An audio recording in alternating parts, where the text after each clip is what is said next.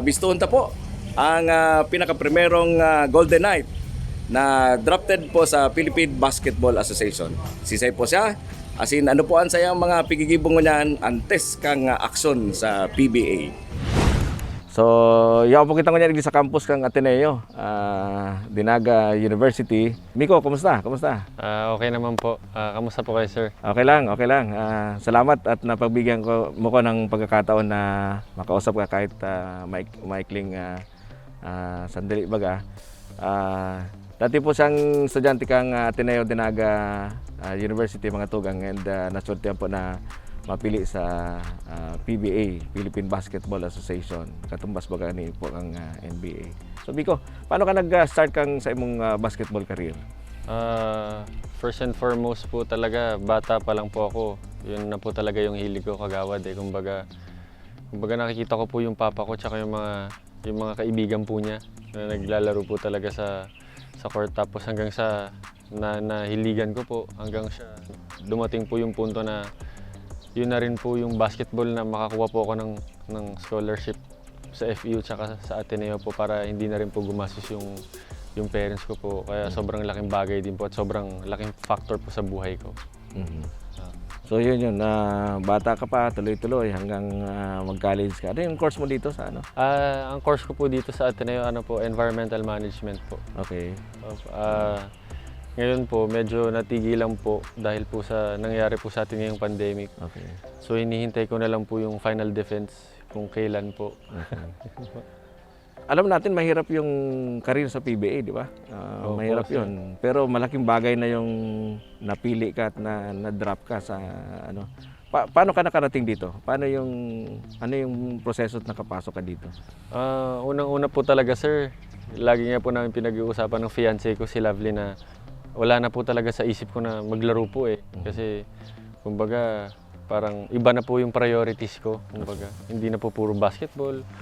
Kumbaga nag-matured na rin po. Pero siguro po gusto rin po ni Lord na matuloy po yung pangarap ko po na matuloy po yung paglalaro ng basketball ko po. Saktong-sakto po nung ngayong drafting po. Sabi ko po sa family ko, saka sa family po ng fiancé ko, ba't hindi ko po subukan?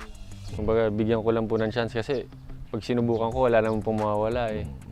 Kumbaga, sinubukan ko po, kumbaga sipag at tiyaga lang po talagang labang ko po kasi yung mga nagpa-draft po ngayon, kagawad, mga kilala po eh. Kumbaga, kahit saan mo daling kilala, tayo, hindi naman po tayo kilala. Kumbaga, sino pong makakakilala sa atin na galing lang po ng probinsya. So, kumbaga, yun lang po ang bread and butter ko. Kumbaga trabaho lang po talaga, sipag tiyaga po talaga. Kumbaga kahit hirap na po ako, ginagawa ko po para sa sarili ko tsaka sa pamilya po. Anong height mo, Miko? Ano po, sir, 6'3 po. 6'3". Ako 5'3 lang. Pero hindi po halata kagawad. Okay, so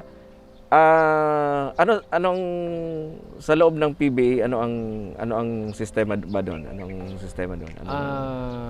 Kayo, lalo na kayo mga rookies,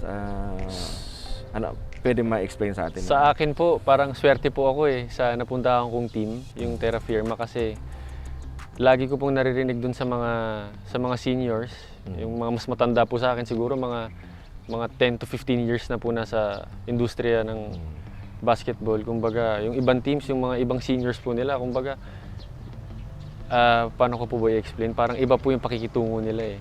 Kumbaga dito po sa Terra Firma, mababait po yung mga tao.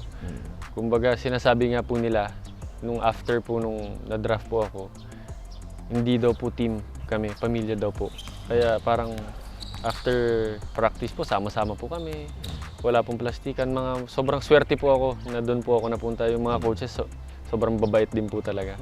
Kumbaga, syempre pag may mga drills, pag 5-on-5, medyo physical po. Pero after nun, kumbaga, sobrang babait po nila.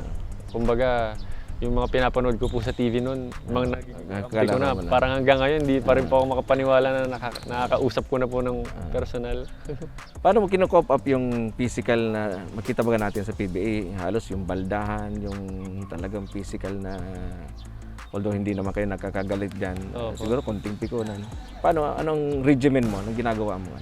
Ano po sir, ang kagaya po ngayon, off-season po tayo. So, ang ginagawa ko po talaga, more on workouts po ako pag umaga. Kumbaga more on weights kasi kailangan po talaga mag-strengthening. Okay. Tapos paghapon po, meron po akong skills coach. Si Coach Paulo Gorospe po, nag-skills coach po kami ng hapon. So, yun lang po sir, kumbaga, ang pananaw ko po kasi sir, habang nagpapahinga po sila, nagtatrabaho po ako eh. Kumbaga, yun lang po ang labang ko sa kanila talaga. Kumbaga, talagang tiyaga lang talaga sir, kumbaga. Doon po ako nasanay sir. Sige, sige. Last question na lang, Miko. Siguro i-address natin sa mga kabataan ngayon mahilig sa basketball and not only basketball. Ano yung pwedeng ma-impart natin sa kanila? Para sa akin sir, wag po nilang isipin yung mga sinasabi ng ibang tao, yung mga nasa paligid natin. Kasi hindi naman po natin kontrolado yung nasa isip po nila eh. May sasabihin po yan na negative tsaka positive po eh. Kumbaga, kung ano po yung gusto po nating marating sa buhay, kumbaga, yun lang po dapat yung iisipin po natin. Kumbaga, magsiset po tayo ng goal. Parang ako po sir, marami po akong naririnig nun na kung ano-ano, parang hindi naman kaya ni Miko, ganito, ganyan. Pero sir, yung ginawa ko sir, nakapaligid po ako dun sa mga taong naniniwala sa akin. Kasi parang mas magaan po magtrabaho sir. Mas magaan po kausapin yung taong mas naniniwala sa inyo. Kaysa yung sasama ka po sa ibang tao na may masasabi pa sa'yo pag nakatalikod ka.